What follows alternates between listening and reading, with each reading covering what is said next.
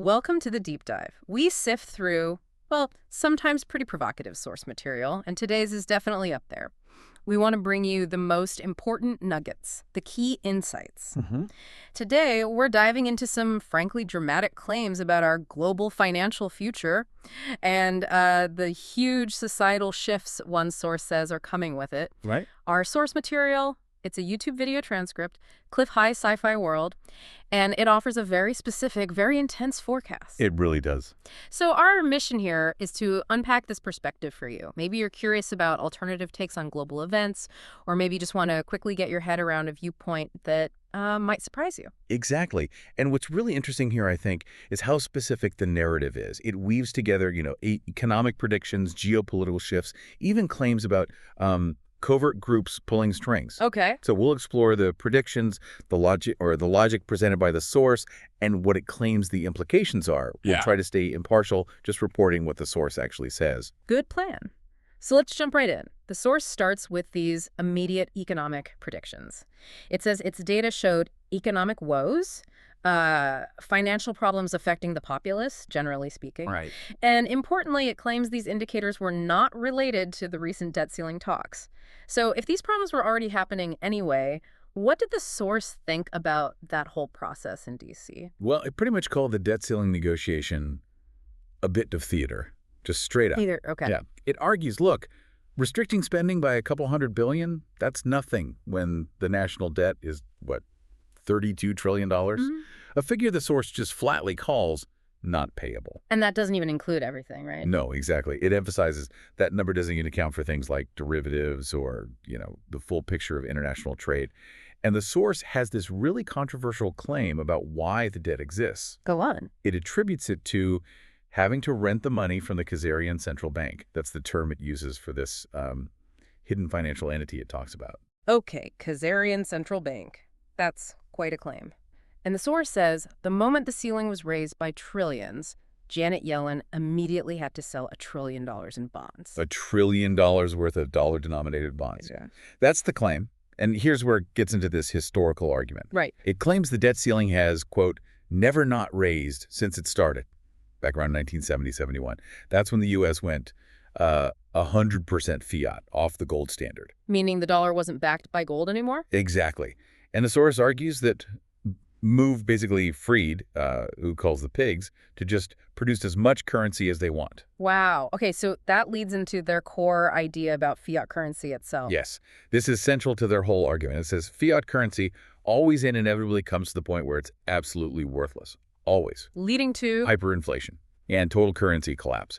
The prediction is for absolute roaring hyperinflation between now and some future presidential inauguration. Roaring hyperinflation. Where do they get evidence for this? Well, they point to places like Venezuela, Argentina. They say official bank deposit rates there are like 70 and 80%, which in their view proves the currency is already worthless. Okay.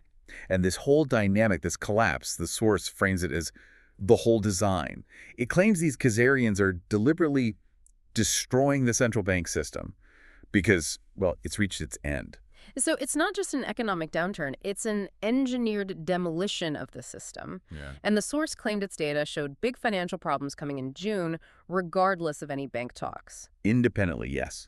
That's what it asserts. Which leads to the question, so what does this all mean for the bigger picture, right? Yeah. The source says even huge global bodies like the IMF, the Bank of International Settlements, the BIS, both in Switzerland, described as legally not liable. The IMF even has its own police force, allegedly. According to the source, yes. Yeah. And they are supposedly freaking out over the systemic risk. Yeah. The source uses this analogy like pulling a Jenga stick that can make the whole tower collapse. Okay, so the risk is systemic, not just one bad actor. That's the idea. Delving deeper into these, well, pretty dire predictions. The source says the dollar, with Yellen selling that $1 trillion worth of digits, will eventually be absolutely worthless. And that forces interest rates up. Dramatically. It claims rates could soar to 10, 20, 30, 40% just to get anyone to lend money. And for borrowers, especially on adjustable rates, maybe even 120%.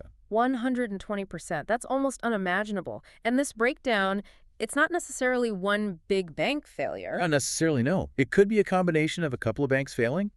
Why? Because they can't cover debt to each other. Ah, the interbank lending freezes up. That seems to be the implication. And the source predicted the first wave of these problems would hit before June 12th or June 13th. Okay, connecting that to the bigger picture, what are the ripple effects beyond just banks? Oh, they're described as devastating. The source claims towns, villages, county councils across the Western republics. That's Europe, New Zealand, Australia, America, South America. All of them. All of them. Their investments, things like derivatives, bonds, they'll just go poof, vanish, leaving them totally scrambling. Wow. And the long-term outcome, it's described as needing literally wheelbarrow loads of money just to go into a Starbucks. Yeah. EBT cards start working. Electronic payments, obsolete. Just a total breakdown of the payment system, that kind of Yeah. economic collapse. It would have to cause massive social and political change, right? Absolutely. And the source touches on that. It suggests Republicans got some key victories in the debt ceiling talks, like acknowledging the need for new pipelines. Which it says will irritate some of the leftists. Yes, that's the phrasing. And it also makes this optimistic from its perspective, claim that, oh, the gender shit's going to go away and weird woke shit's going to go away in this new environment. So there's definitely a political lens there interpreting social shifts through that economic collapse. Oh, for sure. It presents a very partisan view of the debt ceiling outcome. It says, okay, Democrats got what they wanted, no real debt ceiling until January 2025. Yeah. But the mega people, which seems to mean Republicans in this context, believe the Democrats and these rhinos, Republicans in name only, will basically hang themselves with this massive hyperinflation. So the hyperinflation is seen as a trap they walked into? That's the suggestion, yeah. A deliberate trap. So this raises a big question. If the economy collapses like that, what happens to society, to the political structure? Well, the source predicts major social upheaval, but claims it's being engineered. Engineered by who? By leftists, it says, in a kind of cultural revolution stat fashion, causing violence during the economic chaos, comparing it to Mao's China. But it claims the numbers are small. Yeah, it claims only about 8% of the populace are actual communists, and less than 20% are leftist, trannies, ideologists, using its controversial terms. But this engineered chaos is expected to cause normies, everyday people, to lose support for the democratic structure. Okay, so deliberate social chaos on top of economic chaos. Let's widen the view again. A U.S. crash in June, derivatives fail in July, European councils lose their money. What's the prediction for Europe specifically? And grim, very grim for Europe.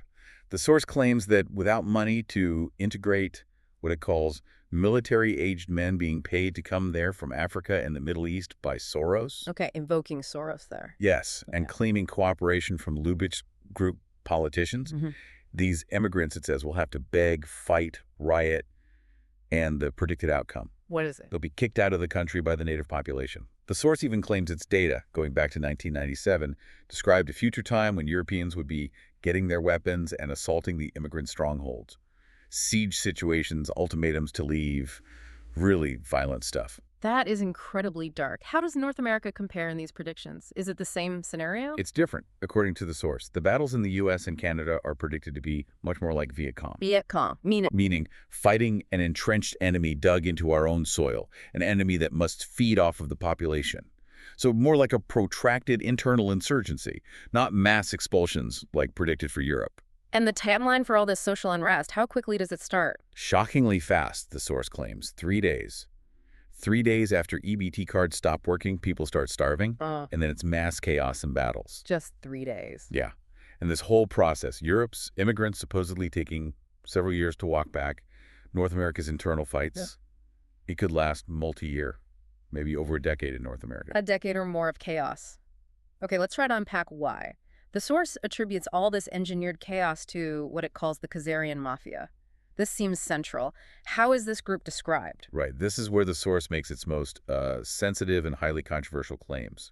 It describes these Khazarians as, quote, Satanists within the Jewish population. It claims they use some ritual aspects of Judaism but aren't really Jews, and that they're led by various cliques and groups within the Jewish community. It specifically names the Lubavitch Hasidic group, referring to Chabad Lubavitch Hasidism as a dominant power player. And it mentions someone specific. Yes. Schneerson Rabbi Menachem Mendel Schneerson, born 1902, passed away 1994. The source claims he wouldn't qualify as a messiah under Talmudic rules because he didn't live to 120. We have to stress these are extremely contentious claims made by the source. Absolutely.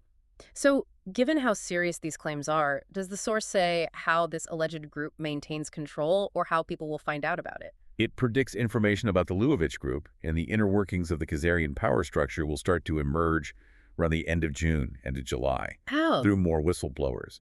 The idea is that as the fiat currency collapses, bribery rates fall and people start talking. This big shock of information is supposed to pour out over the summer and fall. So, the financial collapse triggers an information collapse, exposing this alleged hidden structure. What happens then, according to the source? The claim is the Lubavitch guys are all freaked out because they don't have a cover.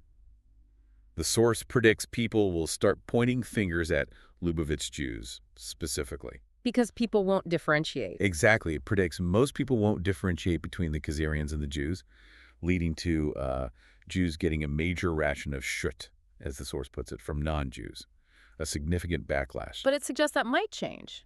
It does suggest that eventually people will wise up and start pointing fingers at the core of the Khazarians, implying, a later stage where blame gets focused on the specific group and its narrative. And this whole chaotic period, it's framed within something larger, a Kali Yuga era. Yeah, the Kali Yuga from Hindu cosmology. The source views this whole upheaval as part of that era, a time of disruption of the rational materialist paradigm, but also the emergence of an ontological, like focusing on the nature of being. Leading to something positive in the end. Ultimately, yes, leading to more information, more intelligence, more oomph in our humanity. So a kind of destructive but ultimately transformative, even evolutionary process is how it's framed. Wow. Okay, that was intense. A very specific and highly controversial set of predictions and claims we've just walked through. It really is. This deep dive presented a truly unique perspective, didn't it? Connecting economics, society, and these alleged hidden power structures in a very particular way. It is fascinating how the source weaves it all together, this narrative of total systemic collapse, economic and societal, and then attributes it all to one specific group's actions. Yeah. It connects dots that most people wouldn't even see on the same page. Right, framing it not as random chaos, but as an engineered design. Exactly. Not chaotic, but deliberate. So you've now heard a pretty detailed account of this specific worldview, from the financial breakdown predicted to the social unrest, and these really contentious claims about the forces supposedly behind it all. And the source really hammers home the idea that fiat currency collapse is inevitable. That's the engine driving it. And it forecasts this chaos unfolding on a global scale, lasting for years, even a decade or more. Yeah, framed within that larger philosophical shift, the Kali Yuga idea. Mm-hmm. So for you, the listener, this deep dive gives you a look into one very particular, very detailed, and very dramatic forecast of where things might be headed, presented as a deliberate sequence of events. And it definitely prompts you to think about the narratives out there that try to explain huge, profound changes. Mm-hmm. And the specific claims sources might make about who or what is causing these massive global shifts. Definitely food for thought. So here's something to maybe mull over. If, and it's a big if, but if the current systems really are at a breaking point like this source suggests, what happens when electronic payments just stop working entirely? How might different communities react? What kind of local exchange systems or even governance might just spring up when getting basic necessities becomes everyone's #1 immediate focus? That's a really interesting question to ponder. Thank you for joining us for this deep dive.